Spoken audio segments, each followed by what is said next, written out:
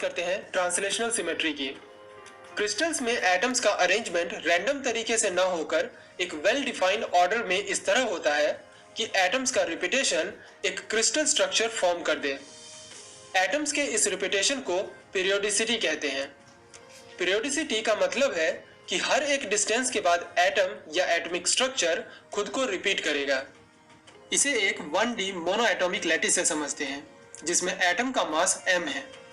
चूंकि सभी atom same हैं और खुद को a डिस्टेंस के बाद रिपीट करते हैं तो इस लैटिस की पीरियोडिसिटी a होगी। एटम या एटॉमिक स्ट्रक्चर के इस तरह रिपीटेशन को ट्रांसलेशनल सिमेट्री कहते हैं। ट्रांसलेशनल सिमेट्री किसी एक एटम के रिस्पेक्ट में दूसरे एटम के रिपीटेशन को एक वेक्टर के फॉर्म में डिफाइन करती है जिसे ट्रांसलेशनल वेक्टर कहते हैं। जैसे एटम P के रिस्पेक्ट में एटम Q 2a डिस्टेंस पर है तो इनके बीच का ट्रांसलेशनल वेक्टर 2a होगा।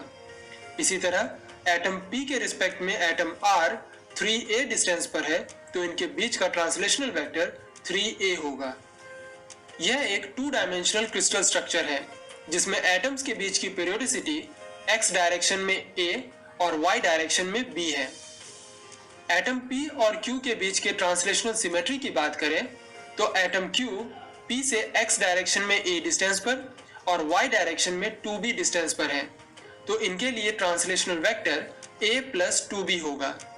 इसी तरह एटम P और R के बीच का translational vector 3a plus 2b होगा।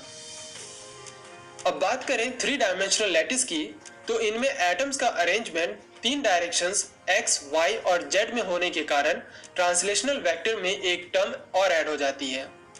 इन जनरल बात करें तो किसी लैटिस पॉइंट के लिए ट्रांसलेशनल वेक्टर को इस इक्वेशन से डिफाइन किया जाता है जहां a, b और c लैटिस के प्रिमिटिव ट्रांसलेशनल वेक्टर्स हैं और n, l, m इंटीजर्स हैं। ट्रांसलेशनल सिमेट्री किसी स्पेसिफिक पैटर्न का स्पेसिफिक डायरेक्शन में शिफ्ट होना है, यह ध्यान रखते हुए कि इस शिफ्ट के दौरान पैटर्न में कोई रोटेशन या रिफ्लेक्शन ना हो।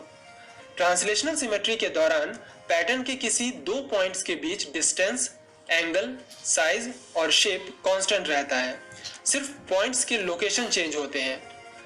पैटर्न किसी भी डायरेक्शन में शिफ्ट हो सकता है। इन शॉर्ट, ट्रांसलेशनल सिमेट्री में अगर एक पॉइंट शिफ्ट होता है तो उसका सराउंडिंग बिल्कुल वैसा ही होगा जैसे पहले पॉइंट का था। नेक्स्ट सिमेट्री है रोटेशनल सिमेट्री। अगर किसी क्रिस्टल को अपने सेंटर ऑफ एक्सिस के रिस्पेक्ट में रोटेट करने पर एक कंप्लीट रोटेशन यानी 360 डिग्री में क्रिस्टल खुद को रिपीट करता है तो इसे क्रिस्टल की रोटेशनल सिमेट्री कहते हैं। जैसे कि एक ट्राइंगल को अपने सेंटर ऑफ एक्सिस पर 360 डिग्री रोटेट करने पर यह हर 120 डिग्री के बाद खुद के स्ट्रक्चर को रिपीट करता है। इसे ट्राइंगल की रोटेशनल सिमेट्री कहते हैं। 360 डिग्री में क्रिस्टल खुद को जितनी बार रिपीट करता है वह उस क्रिस्टल की फोल्ड ऑफ रोटेशन या मल्टीप्लिसिटी ऑफ रोटेशन कहलाती है। जैसे एक ट्राइंगल का फोल्ड ऑफ रोटेशन 3 है क्योंकि यह 360 डिग्री में खुद को 3 बार रिपीट करता है। कुछ और फोल्ड ऑफ रोटेशंस की बात करें तो एक आर्बिट्री शेप 360 डिग्री रोटेशन में खुद को एक ही बार रिपीट करती है, इसलिए इसमें 1 फोल्ड रोटेशनल सिमेट्री है।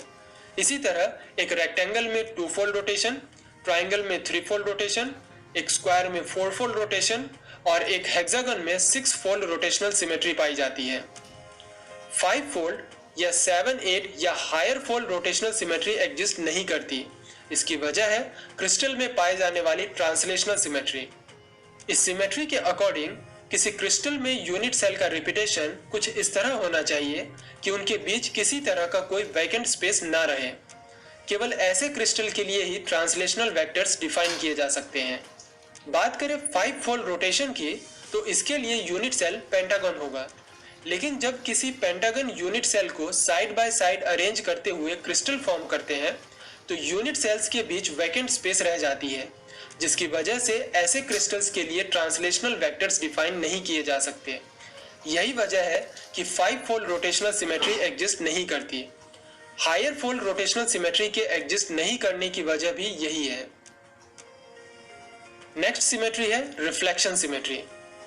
अगर 2 डायमेंशनल लैटिस से होकर कोई लाइन या किसी 3 डायमेंशनल लैटिस से होकर कोई प्लेन इस तरह ड्रॉ किया जाना पॉसिबल हो जो लैटिस को दो हाफ्स में इस तरह डिवाइड कर दे कि दोनों हाफ एक दूसरे के मिरर इमेजेस हो, तो इसे रिफ्लेक्शन सिमेट्री कहते हैं। इसे m से डिनोट किया जाता है। अगर लैटिस से होकर एक लाइन ड्रॉ करें जिससे लैटिस दो मिरर इमेजेस में डिवाइड हो, तो इसे सिंगल m से, और अगर दो लाइन ड्रॉ किया जाना पॉसिबल हो तो इसे डबल m से रिप्रेजेंट किया जाता है। कई बार लैटिस में रोटेशन और रिफ्लेक्शन एक साथ पॉसिबल हो सकते हैं। ऐसे में इसे रोटो रिफ्लेक्शन सिमेट्री कहते हैं। इस तरह रोटेशनल सिमेट्री दो अलग अलग तरह से पॉसिबल हो सकती है, एक रोटेशन विदाउट रिफ्लेक्शन और दूसरी रोटेशन विथ रिफ्लेक्शन। इनके पॉसिबल कॉम्बिनेशंस 10 हो सकते हैं, जिनमें से 5 विदाउट रिफ्लेक्शन है जिन्हें प्योर रोटेशन भी कहते हैं, और 5 विथ रिफ्लेक्शन है जिन्हें रोटो रिफ्लेक्शन कहते हैं। फोर्थ क्रिस्टल सिमेट्री है इन्वर्जन सिमेट्री। इन्वर्जन सिमेट्री भी रिफ्लेक्शन सिमेट्री की तरह ही होती है। फर्क केवल इतना है कि रिफ्लेक्शन सिमेट्री में रिफ्लेक्शन एक प्लेन ऑफ मिरर से होती है, जबकि इन्वर्जन सिमेट्री में रिफ्लेक्शन एक पॉइंट के थ्रू होती है, जिसे इन्वर्जन सेंटर या सेंटर ऑफ सिमेट्री कहते हैं। कहने का मतलब है कि लैटिस में एक पॉइंट ऐसा हो जिसके थ्रू लैटिस पॉइंट इन्वर्ट होकर पॉइंट के दूसरी तरफ भी मिले, तो इसे इन्वर्जन सिमेट्री कहते हैं। यह सिमेट्री केवल 3 डायमेंशनल लैटिस में ही पाई जाती है। किसी भी लैटिस में यही 4 तरह की सिमेट्रीज पाई जाती हैं। ये चारों सिमेट्रीज आपस में मिलकर कई तरह के पॉसिबल कॉम्बिनेशंस बना सकते हैं।